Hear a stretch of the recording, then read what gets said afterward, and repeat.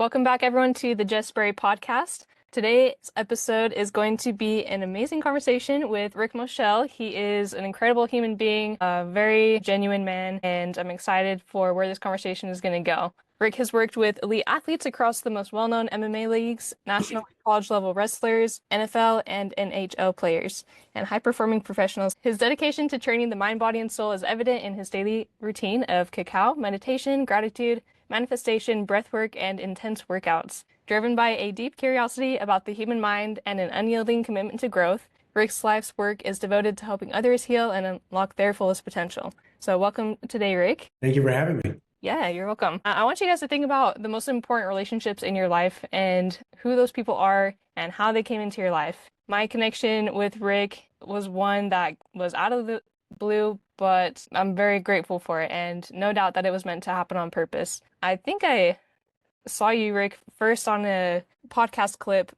Were you on Building a Fighter? Okay, yeah, so that's an amazing podcast. I went to your profile, I saw you had a lot of fighter connections. I was like, oh, this guy looks cool. So I saw your story one day. You were doing a hike, and I'd been trying to find a hike for a group experience coming up, and so I asked where you had just went, and you told me. And honestly, if you hadn't asked the follow-up question, we might not have connected further, but luckily you asked, can I ask why?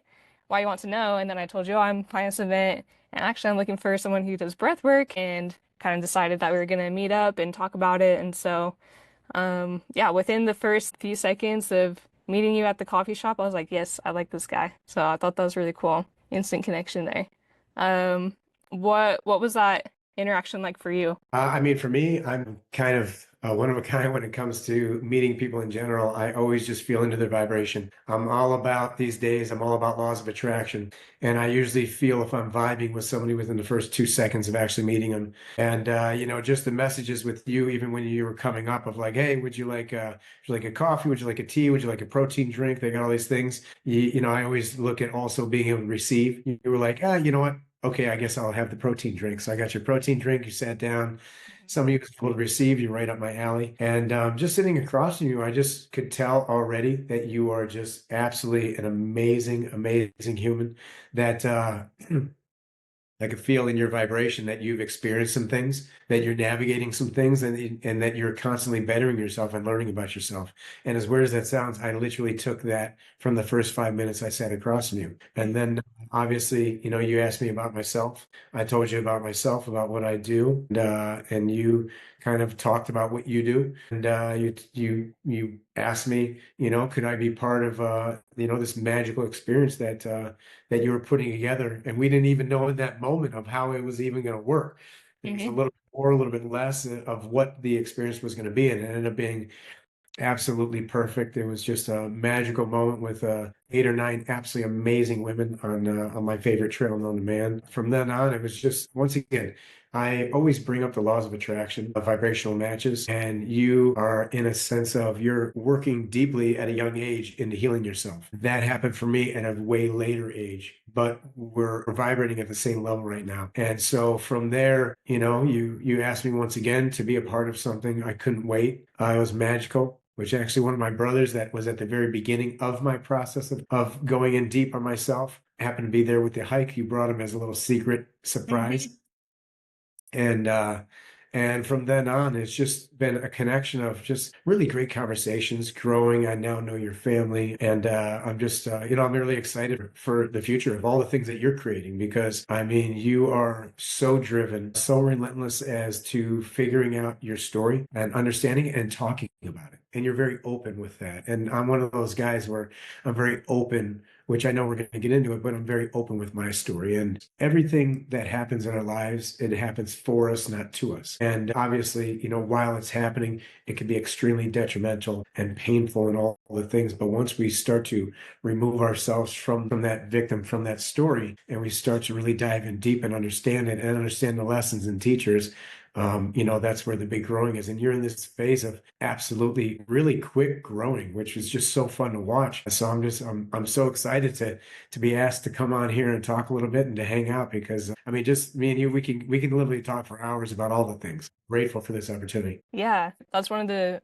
the reasons why I just love you so much. I really value my relationships where I can just have those deep conversations about whatever for however long. And that is a special kind of connection and something that I'm just really grateful for. So thank you. I want to take it back to you mentioned how you took in all of that information or the perception of me and where I was at in my journey and who I was within those first like few seconds. And it didn't sound weird at all because that's exactly like what happened to me. And it haven't always been like that, but I think the more that I have done that personal work, the more I can see and be aware of other people and where they're at. I think that's something that we can all work on. Before we get into that, let's actually dive into your story a little bit more. Take us back to where you grew up, some of the challenges that you've been through, and we'll start there. Well, I'll give you the quick cliff notes, which is, it's a very, very long story. But I mean, I grew up in the south suburbs of Chicago, outside, and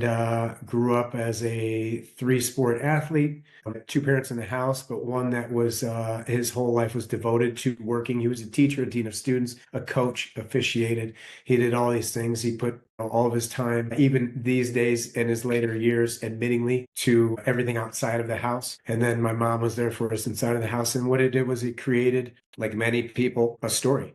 It created this anger. It created the you're not here for me, this type of thing. So as sports went on, as high school was ending in my senior year, easiest way to explain it was I was ranked in state in wrestling, and I quit halfway through the season. I was one of the top few soccer players on my team, and very good in the state. I ended up getting a red card in my last game in the sectional finals. Got kicked out of the game within the first half. And then tennis, which I left baseball. I played tennis my senior year, and my dad had showed up. He triggered me. I started yelling. My coach stopped the match. I yelled at both of them, obscene gestures. I got kicked off the team in that moment. So all three sports, I literally never even got to truly finish any closure. And that really sat with me for a long time. And so, once again, quick cliff notes. Went off to college, went to a school that it was not my first choice, not my second or my third. And I ended up getting into really, really bad things and numbing on different drugs and alcohol. I transferred the next year very quickly. Before the first semester was over, I got medical discharge. I got deathly ill. I had jaundice, I had mono, I had strep throat, and I had a cholesterol count of 538, which the doctors had never seen before. In somebody that young and healthy, they told me I could die, and I didn't. And 3 months later, I took a little bit further and I literally OD'd on 5 different substances. I fell out cold and I didn't go to the hospital because I didn't want my parents to find out. I laid in the back room and fought through death for about 8.5 hours. And soon after, a couple months later, I had the opportunity to move out to Arizona for the first time with two other guys. None of us had ever thought of going out west or leaving Chicago. Not many people leave the south suburbs where I come from. And so came out here, and then a fast forward through, 26 years of being in the bar business, not just being in the bar business, but I always studied people. I always wanted to connect with the human element. Anybody could put a drink over the bar. Anybody could, have fun and party and all the things. But I like to watch people when they walk in the door from an early age. I like to connect with them before they even sit down. And then when they sit down, I'm a talker. I want to get in there. I want to understand your personality. And I was always known as somebody who everybody came to for advice. Everybody would say, I brought my friend. I know you give it to them straight. Like they're going to ask you some questions. I know you're gonna help them out. And so I already at a young age, and then throughout my bartending career, really was somebody who wanted to coach people, wanted to understand life, understand what it was. And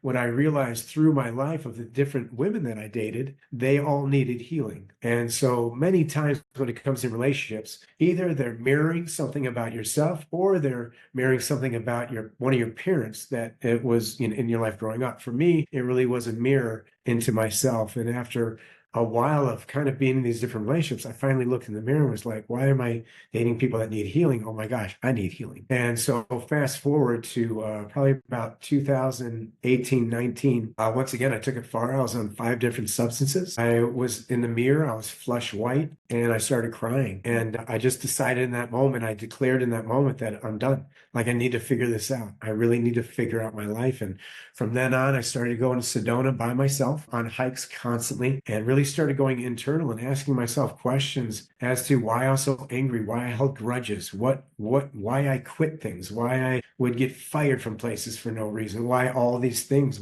why I thought everything was happening to me instead of for me. So I started changing the question of if it's happening if it's happening for me, what was the lesson? So I started to go back into all the different lessons and really understanding myself. And over the last 6 years, that's what I did. And, over all that time, I was able to actually, without, and no judgment towards anybody who does this, but I didn't go to therapy. I didn't go to somebody like myself. I didn't go to a life coach. I just pushed myself. And what I realized was I've had a choice. I've always had a choice. And I chose to be angry. And now I wasn't taught, so I didn't really know. So I understand that. But that's why I have gratitude now for all that pain and all those things that happened throughout that journey. It's because it really did teach me how to show up now. And then when I hold space for others, when I coach, when I facilitate breath work, whatever it is I do, there's no judgment. I've been in such dark places and such crazy places to where whatever story I hear, whether it's somebody I've held space for at the bar or a normal or myself, there's never any judgment. And so I finally got to the point where I was able to look in the mirror and I found love with myself. And when that happened, I jokingly said, I don't need anything. Like, I don't need a woman right now. At that time, I was training with some of the top Brazilian fighters, amazing souls who you brought, Rafael Montini, Bruno Bulldog Silva, and Jose No Chance Maria. I had met one of my now mentors and best friends, this guy, Andy Garcia, who he really forced me to start training with these guys. And I thought I couldn't because I had injuries throughout my life. I wasn't able to move and do those things anymore.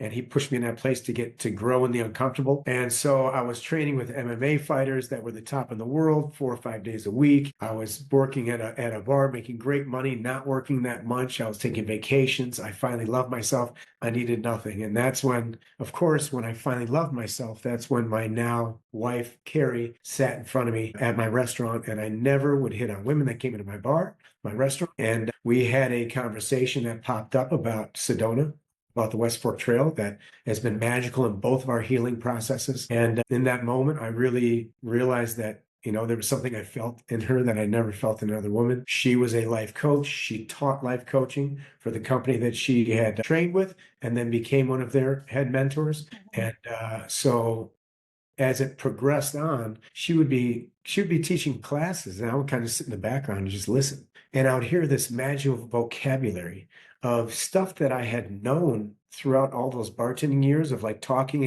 and listening to people's stories and helping them with advice. But the advice that I gave was very south side of Chicago of like, get your head out of your butt and you need to, you're not right for this person or you need to be, whatever it was very rough around the edges. And when I listened to her, I really got the vocabulary and the verbiage side of it and understand it at a way different level. And after really sitting and having conversations with her over and over for hours and hours about all the things, she kind of challenged me. And she was like, babe, like, you've given your whole life to the bar business. You could either do that forever. I was in a position where I could open places with people, or I could, lead somewhat of a normal life during the day. And I hadn't done that before ever. And she kind of challenged me like, hey, what do you think? Do you want to get out of your comfort zone and become a life coach? I think you'd really be good at that. And I remember when I finally jumped in head first and got out of the bar business and retired. And there were some times where I was really kind of uncomfortable because I'm so used to being one of the best at what I did and have this money, this abundance flowing and all these things. And I was one of those guys that over the years, I didn't want to take from anybody. I'll make it happen. Don't worry about it. I got this. I got this. And I was in a position where I'm like, man, like, am I going to be able to cover bills? And I live by myself and I have all these things like, I'm only coaching a few people and I'm not charging much yet and all the things. And she kind of challenged me. And we were in Sedona one time and she looked at me and said, I got you. If you need some money, like you're my future. I got you. I can give you that money. Like I'm only investing in my future. And I was like, no, no, no, I got this. She's like, babe. And obviously she's a coach. So she was like, if you're not going to be able to receive, you're never going to truly open your lines of abundance. And so in that moment, I started bawling, crying, grown man, tattoos all over, fighter, all the things Yeah. outside. And I started bawling, crying. And I knew in that moment my skin was crawling. And I was like, I receive. I received Mm-hmm. that. And I actually received it at a soul level. In my heart of hearts, I received that. So I Mm-hmm. was ready to receive money from her if I needed it. And once I said that, literally the next day, I got 3 new clients. I had multiple people that all of a sudden different lines of abundance were flowing my way. And it was a perfect example of receiving. So then I literally just went full throttle. I went into a place of where I needed to absorb all the knowledge I could. And truth be told, I smoked weed 31 years every day. And I got to a point where I quit because I kind of joked about it. in a sense of I told people like if I stop smoking weed, then my mind, I know what it's capable of, and then I'm gonna have to do all that stuff. And that's exhausting. I don't even want to think about that.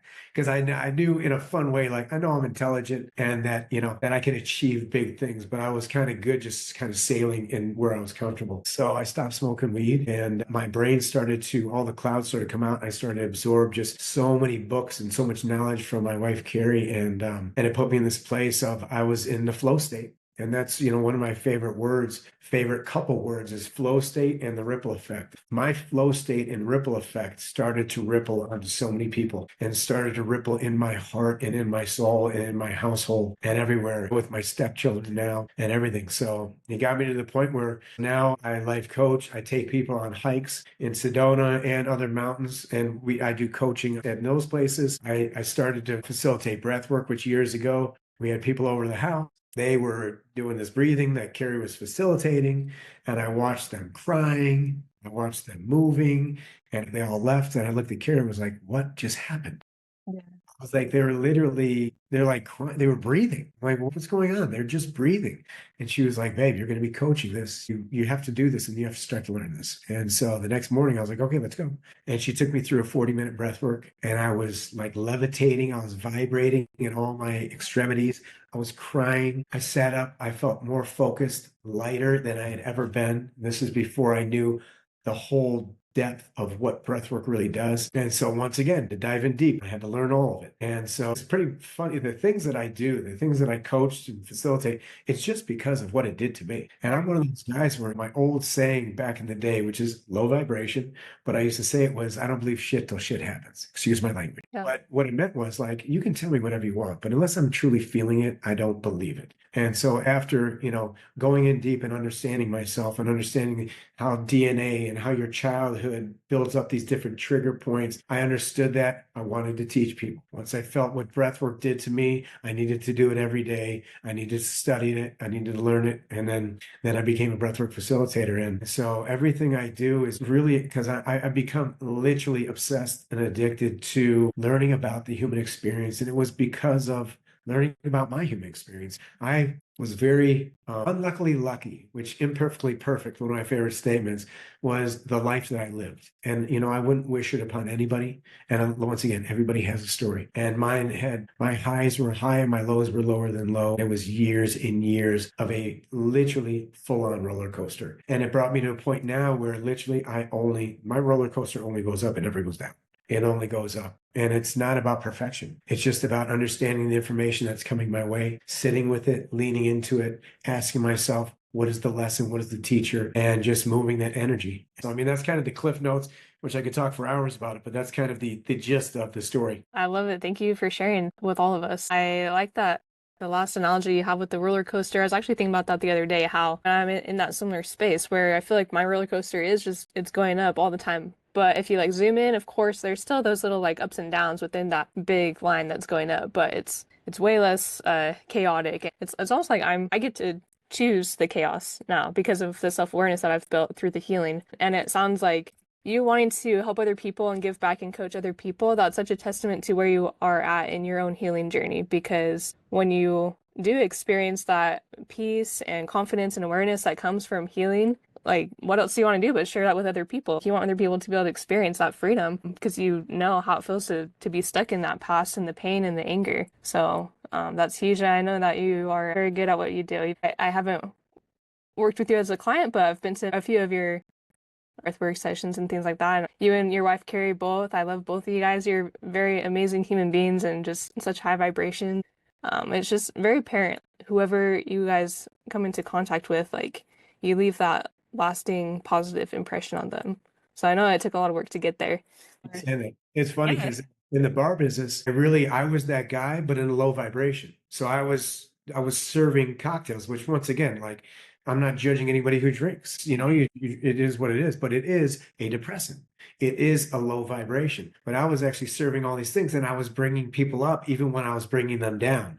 Oh, And yeah. I would take out that down part, and it's only up. It's only up. It really is a testament to really understanding that imperfectly perfect is the only way to live. If you live perfect, you're literally learning nothing. If you go through these different things, it's tuning into it, feeling the feels, understanding what it is, and growing from it. If I didn't have all that pain and all those different things, I probably wouldn't be able to hold space the way that I do. I wouldn't Right. understand the things. If somebody was talking about something and all I had done is read a book about it, and then somebody's talking about their feelings, I wouldn't know what it felt like to be like at the bottom of the bear, at the very lowest point that you could be in your life. I wouldn't understand that. No Right. judgment to people who are in that space, who have just gone to school and all that stuff and read all the things. But for me, I needed to live it all.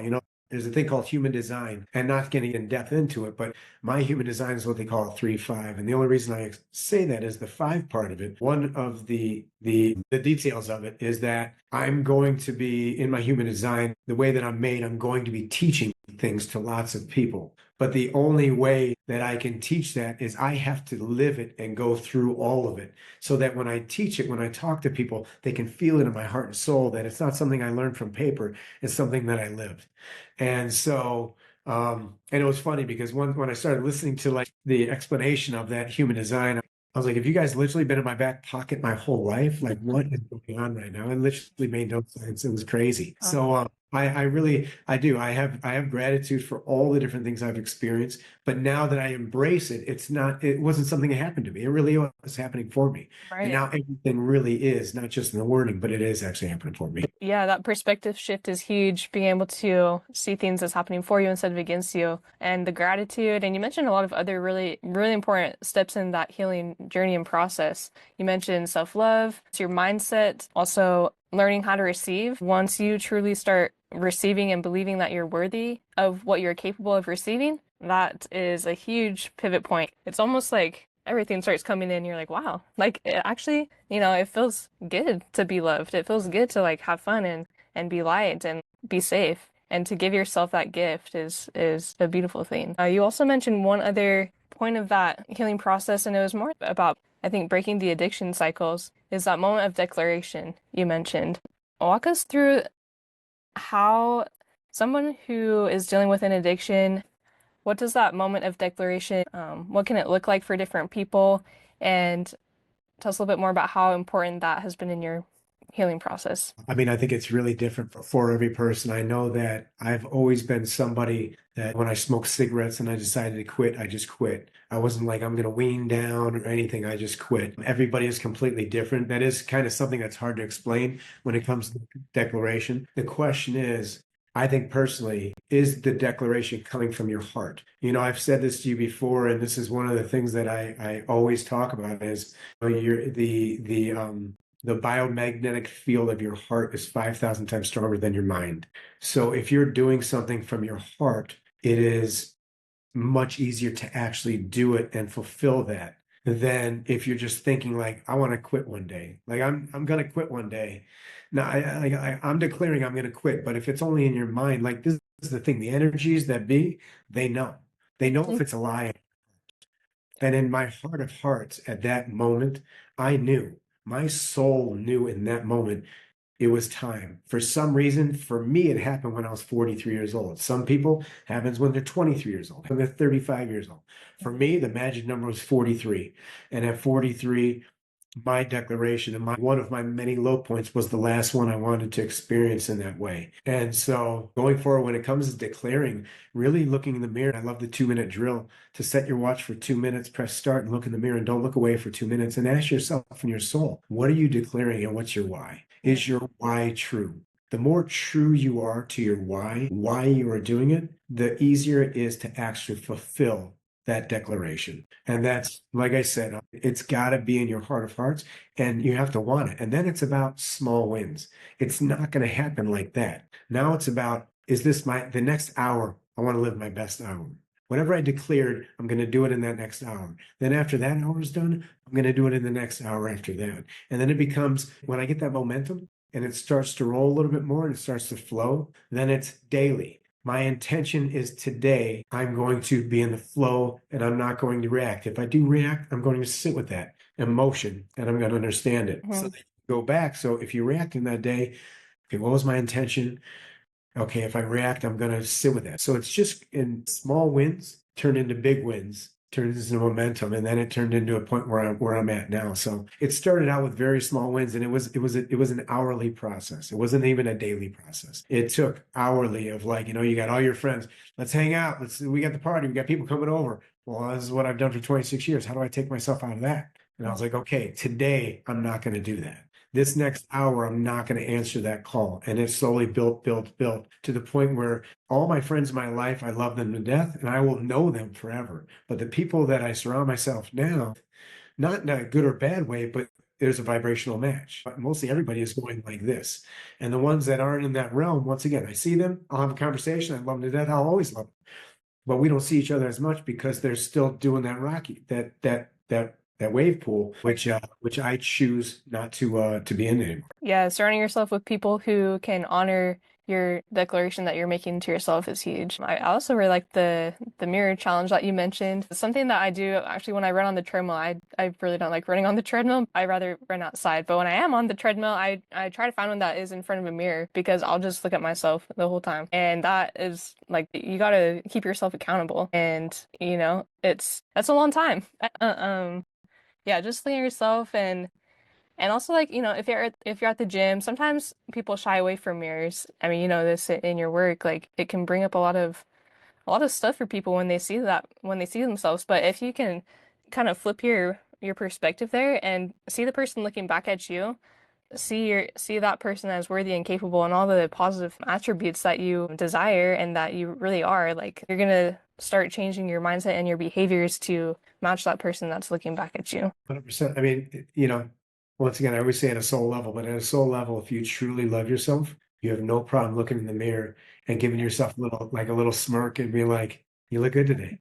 You're doing good. I like it. Right. I mean, and Right. it's sometimes the hardest thing for many people, athletes, non-athletes, and everything in between, some of the creme de la creme in the world, the hardest thing for them to do is actually look in the mirror because you can achieve all the things, but achieving self-love, achieving this inside is one of the hardest things to do. And it's funny the reaction that I get when I kind of challenge people to that and the different types of people that I've challenged and some of the toughest people, obviously, I work with fighters and wrestlers and all these things, toughest guys on earth, man. They're like, I'm not looking in the mirror for 2 minutes. And I'm just like, wow, you'll fight in front of thousands of people, but you just won't look in the mirror at yourself for 2 minutes. And it's a real eye opener. It's a real eye opener. So, in working with the world's most elite athletes and high-performing professionals, what is one key factor about their mindset you've noticed that helps them rise to the top? Truly, I think neutrality, finding a place of neutral, which is created by mindfulness. So the more that you can connect with your thoughts without judgment, connect with whatever's going on. So there's, when it comes to sports, what you have is you have different ways to look at it. You could look at it as I am a winner or I'm a loser. I won, I lost, but there actually isn't winning and losing. What there is it's just constant learning. If you win that day, say it's a fight and you win, you're still learning something from that win. If you lose, you're learning something from that loss. So to me, the most important thing is finding neutrality, finding a neutral ground. And that's why the first question that I always like any athlete, anybody in general, even in normal day-to-day life, but any athlete after practice, after an event, whatever it might be, whether it's a NFL game, a fight, a wrestling match, whatever it is, the quickly more sorry the quicker you can go to the question, what did I do well? Start out with the positive. Start out with bringing yourself once again to a vibration that is positivity. What did I do well today? Even in a loss, what did I do well? After that, what can I improve on? And then understanding and flipping the page. And that's the most important. Neutrality is the most important part. There's a couple of different athletes that are, the top athletes in their sports. I like the analogy by Derek Jeter. Derek Jeter pretty much says that an all-star in baseball has to fail 70% of the time and still show up every day with a smile on their face and keep working at it. A baseball player on a Major League Baseball team pretty much fails on average 80% of the time, and they still are showing up day to day being a professional athlete. Another thing, with tennis, Roger Federer, and a lot of people have seen this one, but he was at a closing speech for, I believe, for like a college or something like that. And he talked to me, he's like, I think he won like 83% of his matches he's won. And he asked everybody, what percentage of points do you think he won out of all those 83% of the matches? And he only won 49% or he either won or lost 49% of those points. So it means that he was losing half the time, yet he won 83% of the matches. Mm. So what they're showing is they're showing neutrality. It's not about judgment in every moment. It's not about I lost and I'm worthless and I'm this and that. It's not about that. What it is can I retrain the muscle? Can I retrain the brain? That is not a hard drive, it's software. Can I retrain the brain and remove the anger ego, the stand up in front of somebody's face and really push your chest out?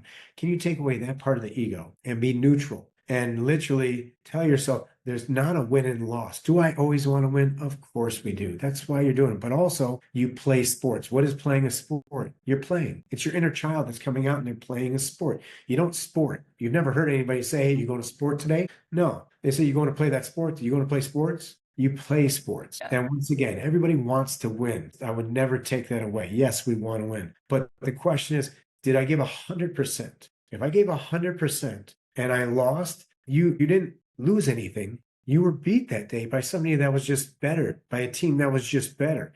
That's it. And in a sense of thank you, once again, gratitude, you gave me the opportunity to really go internal, see what I did well, and see what I can improve on that, and then come back better the next day. Now, the times that you don't give 100% and you know internally you didn't give 100%, that's the times when, if you're not neutral, that's what will bring you down into a slope of I'm not worthy, I'm worthless, I suck, I'm going to quit, and all these different things. So that's why, once again, the most important thing to me is finding neutrality in any situation, sport or outside of sport, but especially sport.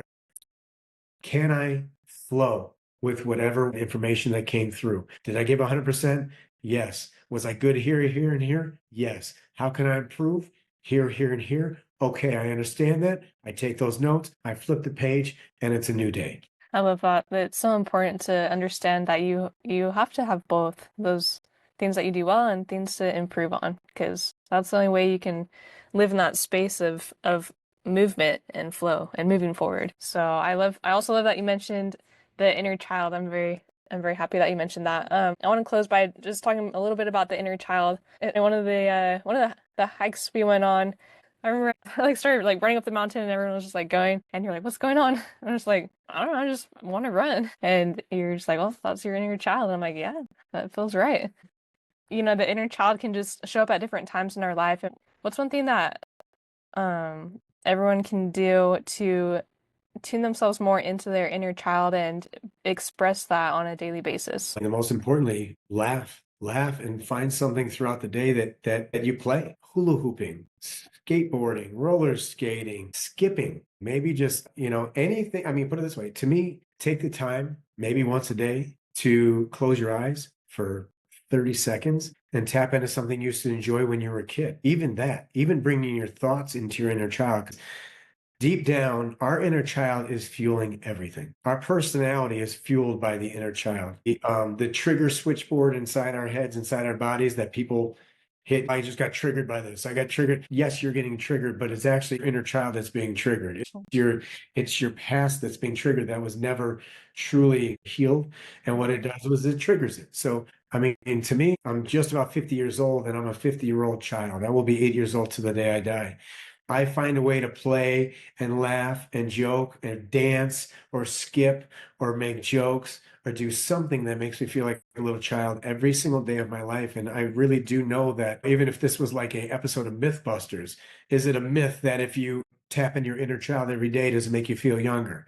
I feel younger now, turning 50 this year, than I ever did when I was 30 years old. 100. And it's because I take a moment every single day. Well, me, I take many moments, but I take a moment every single day to tap into my inner child and play. And if I'm playing a sport, if I'm doing, it's not a seriousness about I'm worthless if I lose. It's seriousness because I'm competitive, but I laugh nonstop. Whatever it is, I laugh. If I got choked out on the mat doing jujitsu, I laugh because it's funny. I just got choked out. I literally went out. Also, how we do one thing is how we do everything. So for me, My one thing, how I do one thing is I go for my inner child and I have fun doing everything. No matter what it is, I make sure I have fun doing it. And people that are around me, they notice that I always have this big smile. People get weirded out. No, they're like, no way you can be happy that often. And I am. I'm happy all day, every day. And it's not about perfect. Anytime, if there's a reaction at all, I'm able to lean into it, understand it really quickly, and then I release it and I fill it with gratitude. I fill it with love. I fill it with happiness, and my inner child takes over, and I go into, into bliss. It's a process of reprogramming the muscle to understand that the inner child is something I have to fuel every day, at least once a day, if not 100 times a day. And the question is, am I all in on that? Am I committed to that? Am I declaring that I want to fuel and to feed my inner child so that I show up, and that vibration once again brings everything, abundance, abundance in love, abundance in money, abundance in life, abundance in all the things that all comes with that. So it ends up being a whole everything has everything to do with everything type moment, which is, another one of my favorite statements. And also, like, you spent so much time living in the darkness and pain and frustration and anger, and then you've also come to realize that you have a choice in those things. So once you really understand that, it's like, why would I take this so seriously? Like, why would I be angry about this? And of course, we were going to feel emotions, we're human, but it's like, why would I allow myself to exist in that state for longer than is necessary, you know? I love you said that. Real quick, I mean, that part that you said right there about mentioning it is a choice. That is one of the most important things that we can ever understand about ourselves, that everything really is a choice. It really is. Now, is everything magical and sunshine and berries and all the things? It is when your last name is Barry. You're right. That is true. Actually, you one up me on that one. I like that. But truly, we have a choice. You have a choice. You can't control anything in your life. All you can truly control is how you react to things. So you have a choice of how you want to react to things. If somebody's being an asshole, I can react in a very low vibration way, and all of a sudden, misery loves company. I'm on their level. Or I can see them, eyes wide open, understand that something's going on with them to Hmm. where they are in this place where they're very low, they're angry, they're whatever they are. I'm not available for that. Like, hey, I hope everything's all good. I hope you end up being better. But like, I'm choosing to be happy because I understand in my life, I'm going to be happy. And that's not saying everything, once again, is perfect, but it's making a choice that no, I'm going to be happy. So if I'm not happy, I'm going to take the time to sit with that feeling. What am I feeling? What is it attached to? I'm going to understand that. I'm going to move that energy, go into what I'm grateful for that brings me into that high vibration, listen to a magical song that makes me feel amazing, bring me into that high vibration, or do something like a nature trail, something that pulls me back into that high vibration, and choosing something different. It really is a choice. Forever, I chose to let all the things affect me. I chose to be a victim. I chose to do drugs and alcohol. I chose that. I was the one that was picking it up 100%. I could have blamed it on the whole story of all the things, but Right. all it is that's just scapegoats. You use all those people, the pain, the mental, the physical, the sexual, all the different abuses. We can 100% use that as a scapegoat story to be, this is why I did this.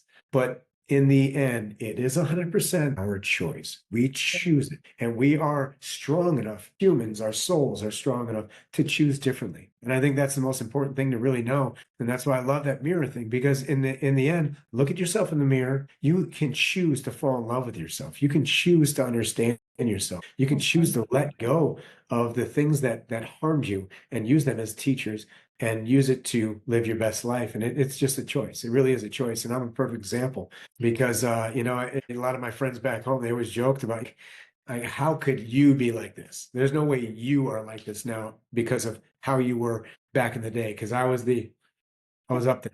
You know what I Yeah. mean? And it really is, it shows that all you need to truly do is declare and take the time to rewire, relearn, and train the muscle, train the mind, train the body, the soul to understand things differently and to use everything as fuel in a positive way. And everything really does start to go like this. And it doesn't matter if it's a little bit like this, you understand everything so much deeper in a different way to where it's not reactive. You learn something, you gets you back on track, and then you go right back up. Yeah, I think you are a perfect example of the possibility of change that comes with the power of choice. So thank you for showing up in the way that you do. Yeah, thank you. I appreciate that. Really. Yeah. Okay, very last question here.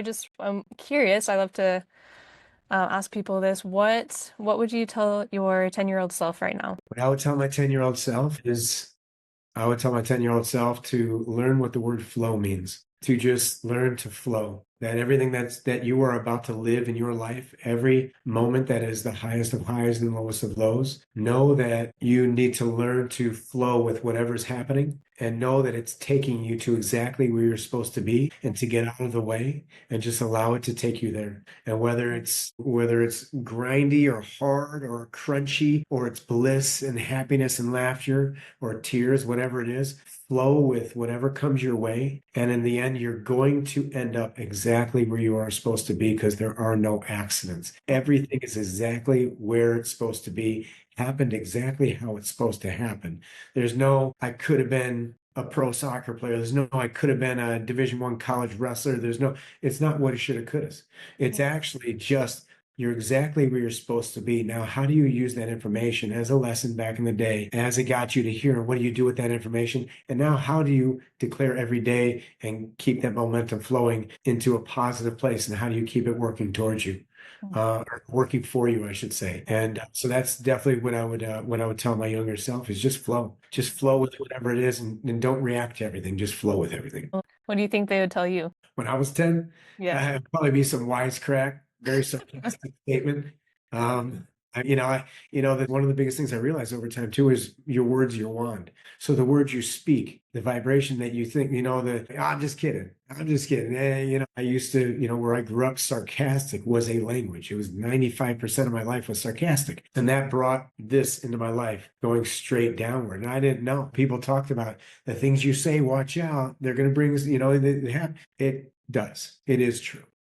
Speaking low of yourself or speaking like you're not worthy, you're not going to be worthy and you're not going to achieve. If you speak of yourself the way that you feel of yourself, the way that you want to be, the way that you are going to be, you will go straight upward. So I learned, that later on in life that the words that came out of my mouth were a big deal. And it is funny because once again, I used to be on like a chain message with all my buddies from back home, and you'd be sarcastic and you'd talk shit and you'd kind of talk this and that. And I was one of the best at it. And everybody had fun listening to the things I would say. And I Mhm. don't see it anymore. And that chain message is gone. And it went on for years and years and it's not there anymore. And I'm still in touch with those guys and I love them. I love them. But it's gone because I'm not willing to speak in low vibration anymore. And I'm not willing to be that person anymore.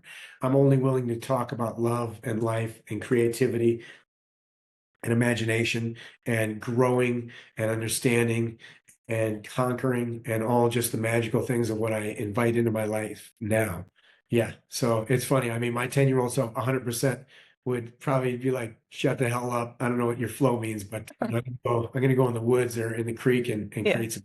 That's awesome. Well, I love it. I think your personality has probably always been magnetic, but now after or from the point that you are in your journey right now, that magnetism is coming from that higher vibrational state. So that's beautiful. I appreciate that. Yeah, you're welcome. So I know you and Carrie you've got the Beauty Waste Studio. You had a fundraiser open for that. Can you just speak on that really quickly? Yeah, so well, we have a fundraiser going right now. We are building a studio in our backyard that is going to be about an 850 square foot space that will have our sound baths, our breath work, cacao ceremonies, and all the different healing modalities. It's the Beauty Way Studio with an I, and that's the new Instagram handle. Pretty much everything that both of us do is about helping people understand themselves better and heal themselves better. Obviously, my webpage is Moschel Coaching .com, and that shows everything that I do, whether it's hikes or coaching or breath work or any of the different modalities that we do. I mean, everything in our lives is about helping heal humans, and it came from a dark past, and Carrie came from a dark past, and because of that, where we are today, we just want to give back as much as possible. So other than those two, we are both on the board of something else I'll mention real quick is the KFG project. And that's a nonprofit that's being created as we speak that is going to be bringing coaching and breath work to ex-military cancer patients. And one of the gentlemen that I coached and helped him beat cancer, who works at the Pentagon, he created this called the KFG instead of LFG. It's called KFG. So it's Keep Fucking Going Project. And it's for people to keep fucking going. You know, if you have cancer, we're here to help you understand at a soul level, go to the root of that cancer and heal from the root out. And so that's another thing that is big and is going to be upcoming in the next few months that I'm really excited about. So, I mean, just giving back as much as possible, and that fulfills my heart. That makes me sleep like a baby every single night and just makes me smile and play and have all the feels. I'm so happy for you and where you're at in your journey, and I've loved getting to know you and Carrie, and excited for what's in the future too, because you guys are both beautiful, amazing human beings. Thank you. Thank you. And so are you. Obviously, that's why the vibes clashed. Yeah, yeah, for sure. Thank you. So, as you guys have been listening there, I'm sure there's been a lot of themes that have stood out to you guys. Anytime I talk with Rick, there's little nuggets of gold here and there, like every conversation. Whatever stood out to you guys, I would really encourage you to share the episode, give back if you are able to by donating to the Beauty Way Studio, and hit Rick up for some coaching if there's an alignment there. And I'm sure he'd be happy to get in touch with you. So thank you again, Rick, and we'll see you on the next episode, everyone.